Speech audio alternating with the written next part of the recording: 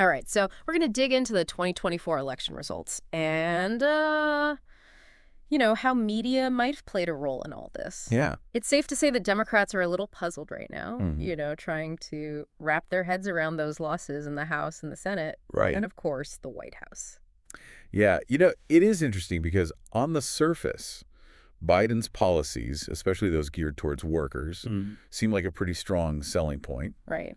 But then we saw this real swing among working class voters across different demographics. Yeah. And they ended up leaning towards Trump. Interesting. So, it really raises the question, like, where are people even getting their information from? Yeah. And how is that information shaping their choices? Well, that's exactly what James Carville, the veteran Democratic strategist, wants to know. Oh. He's really urging the party to take a deep dive into the whole media landscape. Right. And he's not exactly being subtle about it. He's basically saying, hey, we're stumbling around in the dark here, bumping into things. Yeah, his argument is that the Democrats are kind of operating with this outdated notion of how people consume news. Yeah. They're still stuck in that old world of, Yeah. major newspapers and those nightly news broadcasts. Yeah. And that's just not the reality anymore. And get this, Carville even admits that he himself has fallen behind. Oh, really? He tells this story about some focus groups in Milwaukee where Black voters were completely dialed into TikTok. Wow. You can almost picture him being like, TikTok, what's that? Yeah, I mean, that anecdote really highlights the disconnect Yeah. between what the party thinks is happening and how certain groups are actually getting their information. Right. It's a real wake-up call. So what Carville is proposing is a massive research project, a full-blown survey on how people consume media. Interesting. He says, forget those standard polls. Right. We need to dig deeper, uncover all the different sources that people are relying on. What do you think about that? Well, I think Carville's onto something here. Okay. If the Democrats really want to craft messages that resonate, they need to have a solid grasp of how and where people are getting their news these days. Absolutely. Carville also points out this disconnect between reality and public perception on key issues, and he brings up crime as an example. Okay. Crime rates statistically have actually gone down, Right. but public perception, which is often fueled by certain media narratives, is that crime is out of control. Yeah. What stands out to you about that? Well, it's a fascinating point, and it goes beyond just crime. Okay. Carville also highlights military recruitment, where the numbers are actually exceeding targets, Wow. but the public thinks it's down. And then you have energy production, where the dominant narrative is that environmental regulations are stifling things. Right. But in reality, energy companies are turning down opportunities to increase production because they've got a surplus. It makes you wonder how many voters are making decisions based on information that's inaccurate or incomplete. That's a good question. And then Carville brings up what he calls wokeism. Oh, boy. And he says it's hurting the party's image, particularly with the working class. Yeah, this wokeism critique is where things get a bit controversial. Yeah. Carville's made some pretty strong statements, like the one about Yes. too many preachy females in Democratic campaigns, which, as you can imagine, caused quite a backlash. For sure. But he stands by it even after the election. He doubles down. Yeah. It seems like Carville's not afraid to shake things up within the party. Not at all. He also talks about how Democrats often use language that can alienate working class voters. He even mentions Alyssa Slotkin, who suggested ditching the faculty lounge language in favor of something that resonates more with the assembly line floor. Yeah, what do you make of that? Especially considering the term wokeism itself can mean different things to different people. Exactly. Yes. It's very loaded. Well, I think what Carville is trying to get at is the importance of speaking to voters in a language they understand and can relate to. Okay. He argues that Democrats sometimes get caught up in this kind of rhetoric that feels out of touch with the everyday experiences of a lot of Americans. Sure. The term wokeism itself is interesting. Yeah. Because it can be seen as a way to dismiss progressive ideas or concerns about social justice. Right. But for Carville, it seems to be more about how those ideas are communicated. Okay. He wants to see the Democrats connect with voters on a gut level, Yeah. not just an intellectual one. I see. And then, of course, there's the transgender issue. Right. Carville isn't saying transgender rights aren't important, Right. but he does caution against overemphasizing this issue, suggesting that it could alienate a broader segment of voters. So he's saying Carville actually uses Sarah McBride, the first openly transgender state senator, as an example. He points out that she effectively deflects those Republican attacks. Okay. By focusing on those bread and butter economic issues that really matter to her constituents. So are you saying that Yeah. Democrats should just avoid addressing issues that are important to minority groups? Well, Carville's point is a little more nuanced than that. Okay. He's not saying Democrats should shy away from certain issues entirely. Right. He's actually warning that even if they're not actively campaigning on some of these so-called woke topics, Republicans will find ways to exploit them anyway. They'll weaponize it. Exactly. They'll paint the Democrats as being out of touch with the everyday concerns of most Americans. Yeah. It's a reminder that in politics, you're always playing offense and defense. Yeah. Your opponent's going to use whatever they can to their advantage. Of course. Even if it means distorting the truth or taking things out of context. Right. It highlights the challenge Democrats are facing. For sure. How do you advocate for these marginalized groups without alienating voters who might not be as familiar with those issues or who might feel like their own concerns are being ignored? It's a delicate balancing act. Absolutely. Carville also took aim at the Harris campaign, saying they didn't push their economic agenda hard enough, particularly on things like raising the minimum wage and taxing the wealthy. Really? Why do you think that is? Well, Carville seems to think they were too hesitant. Okay. Maybe afraid of appearing anti-business. Oh, I see. He argues that a core message of the Democratic Party should be raising taxes on the very wealthy and using that revenue to address these tangible issues that affect everyday people. Right.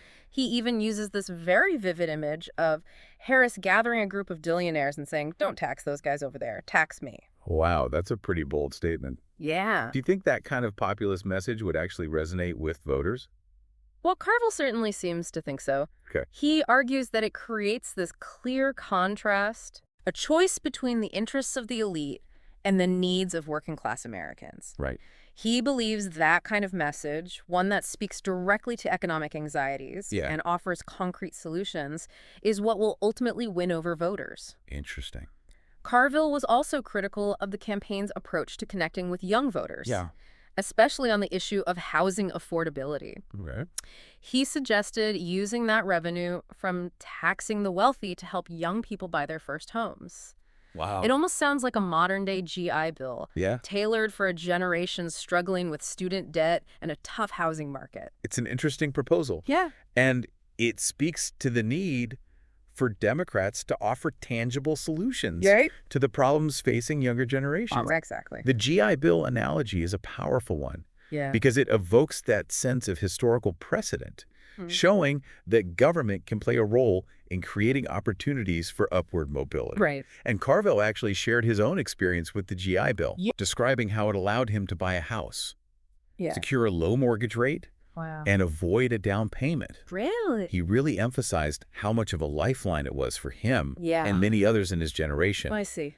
By sharing that personal anecdote, Carville connects his argument to a lived experience, making it more relatable and emotionally resonant. I get it. He's drawing a parallel between the needs of his generation returning from war and facing an uncertain future, and the needs of younger generations today who are grappling with their own set of challenges. He's saying, we've been here before. Exactly. We know it works. He's advocating for a return to that kind of pragmatic progressivism.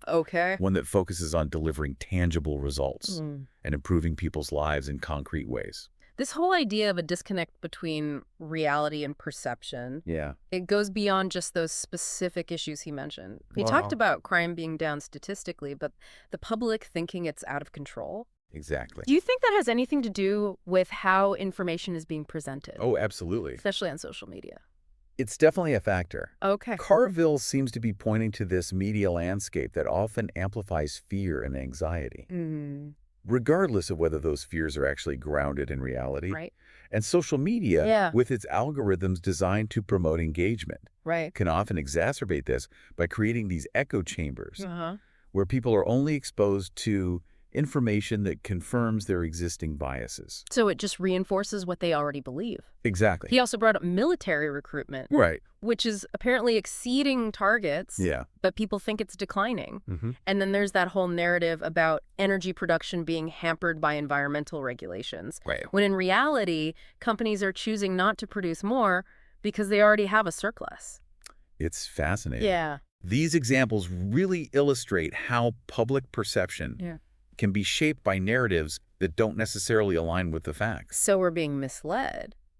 Well, Carville's essentially arguing that we're living in a world where narratives often trump reality. Wow. And that can have serious consequences for how we understand and respond to the challenges we face as a society. It's almost like we're all living in our own separate realities, each one shaped by our own media bubbles. Exactly. And that makes it incredibly difficult to have these productive conversations about complex issues. That fragmentation is precisely why Carville's calling for this deep dive into media consumption habits. Right. He's arguing that the Democratic Party can't afford to be in the dark about how people are getting their information and what sources they trust. What they believe. Exactly. Carville even acknowledges that at 80 years old. Yeah. He's a little behind the times. He's aware of that. When it comes to the current media landscape, he is. He's urging the party to catch up, to understand the forces that are shaping public opinion in this new digital age. His willingness to admit his own limitations really speaks volumes about the urgency of this issue. It does. It's not just about staying relevant. It's about understanding how information is being consumed and disseminated in the 21st century. Right. And what that means for the future of our democracy. That's a big one. It is. That's a lot to think about. For sure. Yeah, it seems like he's kind of giving the side eye to those traditional media outlets he used to rely on. He even joked about how nobody's reading the New Republic or the New York Times anymore. Well, there's some humor there, but he's also raising a valid point, right? Yeah. About the decline in influence of those legacy media institutions. Right. You know, a big chunk of the electorate is getting their news from these alternative sources. Yeah. And those sources often operate with very different standards when it comes to accuracy and accountability. And that brings us back to Carville's proposal for this massive survey on media consumption. Right. He's calling it a real deep dive, something much more in-depth than your typical poll. Okay. He wants to map out the entire information ecosystem. Wow. How people get their news, what they trust, what they don't trust. So it's like a roadmap. Yeah, it's like he wants to create a roadmap for the Democratic Party. He's essentially proposing an information audit. Yeah.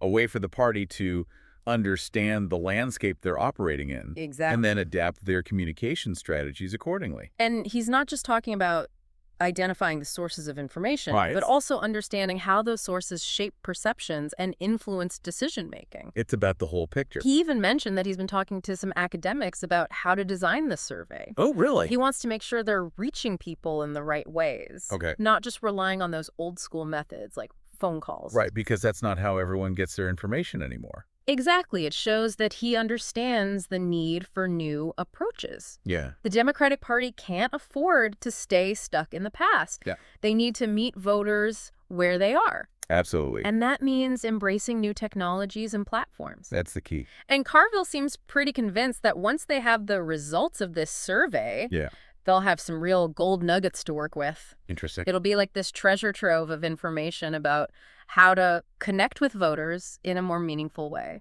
I see. So it's almost like he's talking about a new kind of political strategy. Yeah. One that's based on a deeper understanding of how people actually consume information. It's a shift in thinking, for sure. Right. Because for a long time, political campaigns have focused on crafting the perfect message. Right. And delivering it through the right channel. Right media. But what Carville is suggesting is that the message itself is only part of the equation. Okay. You need to understand the context in which that message is being received. So how are people receiving it? Exactly. And the filters through which people are interpreting information.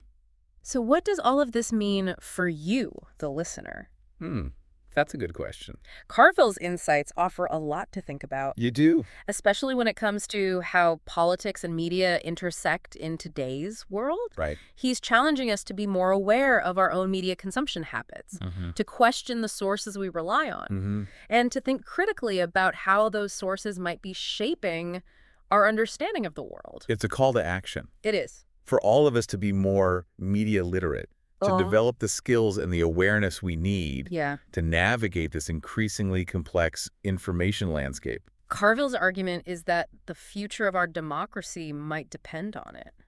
That's a powerful statement. That's a pretty heavy thought. It is. It is. So where do we go from here? Well, Carville's basically saying we need to figure this out. We got to understand how people are getting their information, what they're consuming. What they believe, Exactly, because once we understand that, then we can start to craft more effective strategies. To reach people, to communicate. Exactly, to communicate in a way that actually resonates. Makes sense. And to rebuild that trust, right? Yeah, the trust has been eroded for sure. Absolutely, and that's a big part of this. Huge. So, I think this deep dive that Carville's proposing is a really important first step. What a good starting point. Yeah, it's acknowledging that we have a problem. We have to acknowledge that. And that we need to do something about it. Well, this has been a fascinating conversation. It has. Thanks for joining us on this deep dive into media consumption and the 2024 election. My pleasure. As always, stay curious and keep those critical thinking caps on.